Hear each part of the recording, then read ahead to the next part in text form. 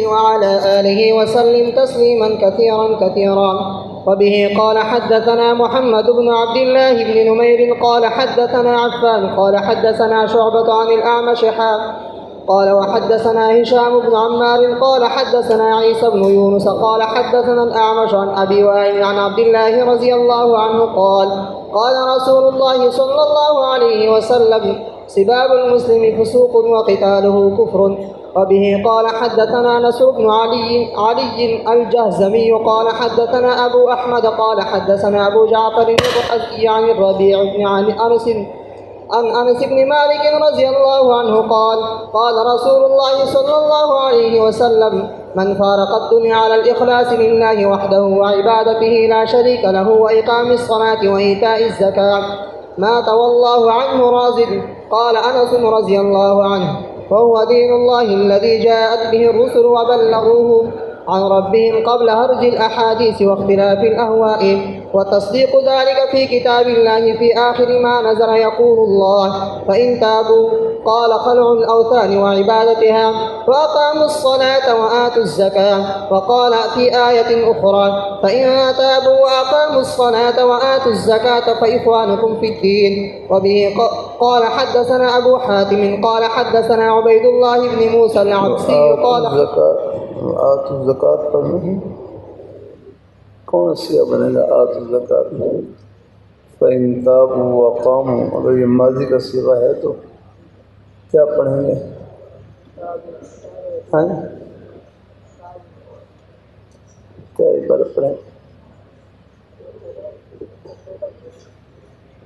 है नहीं पहले देखो फ़इन ताबू वक़ामू सलात ताबू माजी का सीगा है अक़ामू माजी का सीगा है तो तो अमर का सीगा होगा। हाँ ध्यान से सीगा कौन सा है रहा? हाँ क्या पढ़ें इबारत रहा? हाँ वो आता वो ज़कात है। हाँ देखो सरफ की ज़रूरत पड़ती है।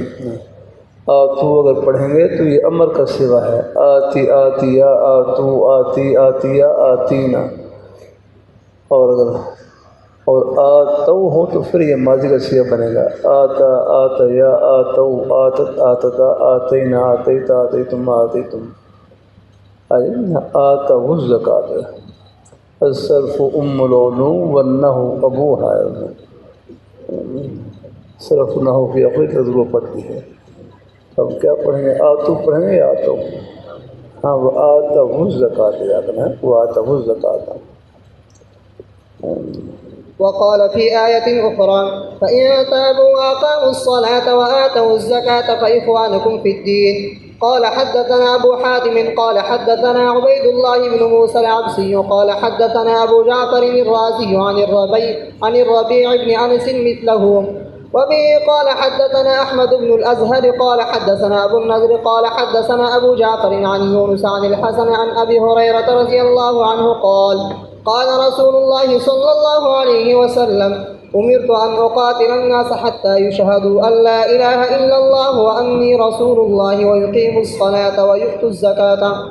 وبه قال حدثنا أحمد بن الأزهر قال حدثنا محمد بن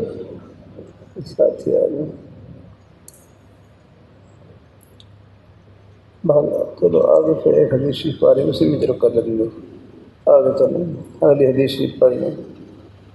وبه قال حدثنا أحمد بن الأزهر قال حدثنا محمد بن يوسف قال حدثنا عبد الحميد بن بهرام عن شهر بن حوشب عن عبد الرحمن بن غنم عن معاذ بن جبل رضي الله عنه قال قال رسول الله صلى الله عليه وسلم أمرت أن أقاتل الناس حتى يشهدوا أن لا إله إلا الله وأني رسول الله ويقيموا الصلاة ويؤتوا الزكاة. وبه قال حدثنا محمد بن إسماعيل الرازي أنبأنا يونس بن محمد قال حدثنا عبد الله بن محمد الليثي قال حدثنا نزار بن حيان عن إكرمة عن ابن عباس رضي الله عنهما وعن جابر بن عبد الله رضي الله عنهما قال رسول الله صلى الله عليه وسلم صنفان من أمتي ليس لهما في الإسلام نصيب أهل الإرجاء وأهل القدر. وبه قال حدثنا أبو عثمان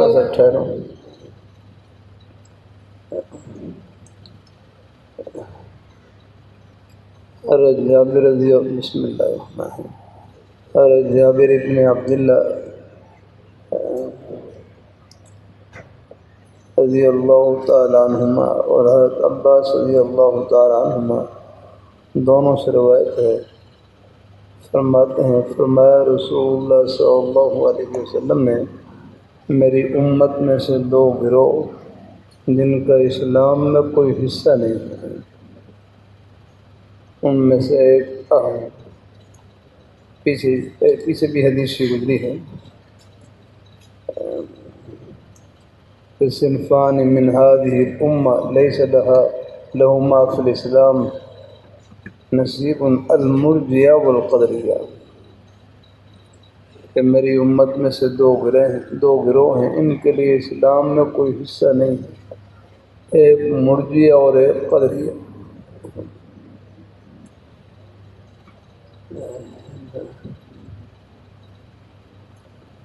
اب مجھے بتلاؤ مرجیہ کسے کہتے ہیں؟ مرجیہ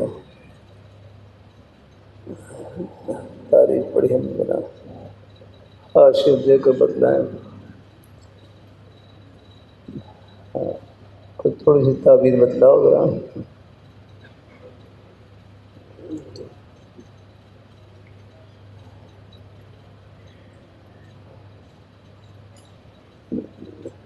دیکھو مرجیہ ارجاء سے ہے نا، ارجاء کا معنی ہے تاخیر،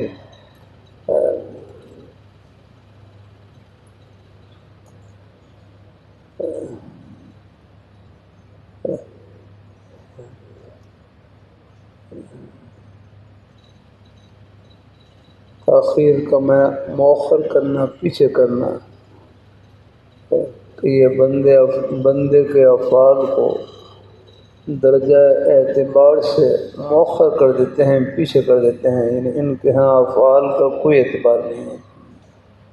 خلاصہ یہی ہے، مرجیہ کہتے ہیں کہ مرجیہ اور جبریہ تقریباً ایک ہی مذہب ہے۔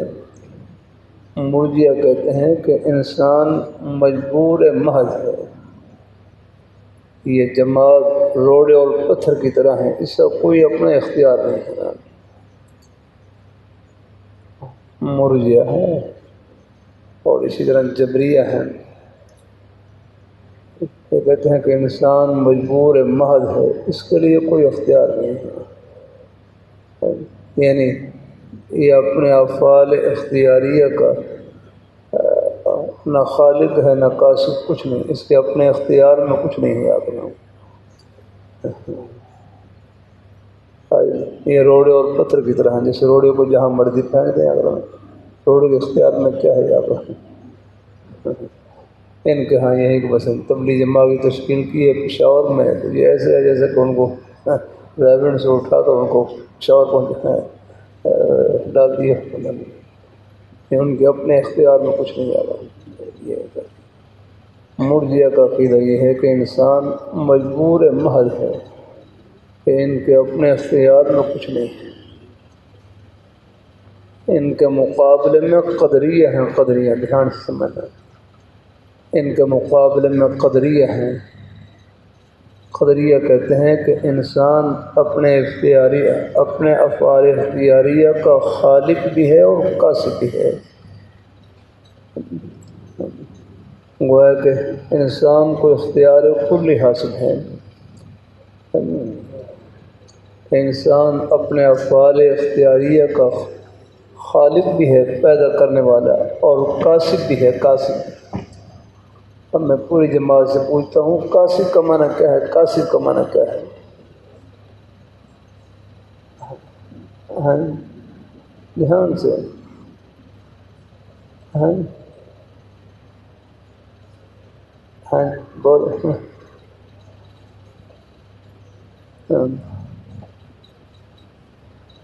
ایک دور میں طلباء سے پوچھ رہا کہ قاصد کا معنی کہتا ہے حلال کمائی کمانے والا ہے، حلالی کمائی کرنے والا۔ میں کہا بھائی یہ تو آپ نے تبلیغ جماعت والا منع کیا ہے، خیر وہ اپنے مقام پر وہ بھی ٹھیک ہے، لیکن یہاں کیا معنی ہے؟ آخر اصلاحی لفظ ہے نا، اللہ اپنی مہربانی، اس لیے مجلس میں بیٹھ جایا کریں، ساتھ ہی اللہ کا شکر معاشرہ سے پابندی کرتے ہیں۔ مجھے مجمع کا شوق نہیں ہے، لیکن یہ حرص رہتی ہے کوئی خیر کلمہ آپ کے سینے میں پہنچ جائے، شاید آپ کی زندگی میں کہیں نہ کہیں کام آ جائے۔ اللہ تعالیٰ اپنی مہربانی فرمائے۔ بندہ ہے تو یہ قدریہ کا مذہب کیا ہے؟ قدریہ کا مذہب کہ انسان اپنے افعال اختیاریہ کا خالق بھی ہے اور قاصد بھی ہے۔ قاصد کو معنی کیا ہے؟ ہمارے نیک استاد حضرت مولانا محمد اسماعیل صاحب دامت برکاتہ علیہ قریب جامع قاسمی ہیں، ان سے ہم شاہ جامی پڑھتے جو شاہ جامی کے سبق میں استاذوں نے قصب کا معنی بیان کیا، مجھے اب تک یاد ہے، اللہ کا شکر الحمدللہ، میں لکھ بھی لیا رحمہ اللہ۔ دیکھو یاد رکھو، قصب کہتے ہیں یہاں جو قصب کا معنی اپنے ارادے اور اختیار سے کسی کام کو کرنا۔ قصب کہتے ہیں اپنے ارادے اور اختیار سے کسی کام کو کرنا، یہ ہے قصب کہتے ہیں اپنے ارادے اور اختیار جس میں اپنا قصب کا دخل ہو، یعنی قصب کہتے ہیں اپنے ارادے اور اختیار سے کسی کام کو کرنا۔ آج بات ہے تو قصب کا معنی یہ ہے، پھر یاد رکھنا آگے سے۔ تو بندہ اپنے افعال اختیاریہ کا خالق بھی ہے، خود پیدا کرنے والا ہے، اور قاصد بھی ہے۔ قاصد کا معنی کیا ہے کہ اپنے ارادے اور اختیار سے کسی کام کو کرنا یاد رہا ہے۔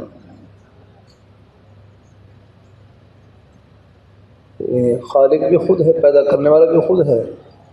اور مظاہر حق مجید میں لکھا ہوا ہے تو وہاں بعض غالی قدریہ نے یہاں تک کہہ دیا، بعض یہ غالی قدریہ جو ہے نا، غالی نہیں، یہ قدرت قدریہ ان کو اس لیے کہتے ہیں بندے کے لیے قدرت تامہ ہے، قائل ہے قدرت تامہ ہے کہ بندے کو کامل قدرت حاصل ہے۔ تو بعض غالی قدریہ نے یہاں تک کہہ دیا کہ جب تک بندہ کسی فعل کو پیدا نہ کر لے، جب بندہ اپنے افعال اختیاری کا خود خالق ہے، جب تک بندہ کسی فعل کو پیدا نہ کر لے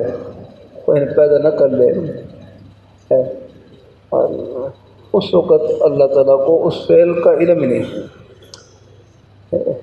جب علم نہیں ہے لہذا وہ تقدیر میں لکھا ہوا بھی نہیں ہے، اس لیے ان کو مکذبین بالقدر بھی کہتے ہیں، ان کو مکذب نہیں، تقدیر کو جھٹلانے والے ہیں، یعنی قدریہ کو مکذبین بالقدر۔ بعض غالی قدریہ نے یہاں تک کہہ دیا کہ جب تک بندہ اپنے فعل کو، بندہ اپنے کسی فعل کو پیدا نہ کر لے اس وقت تک اللہ تعالیٰ کو اس کا علم ہی نہیں ہے۔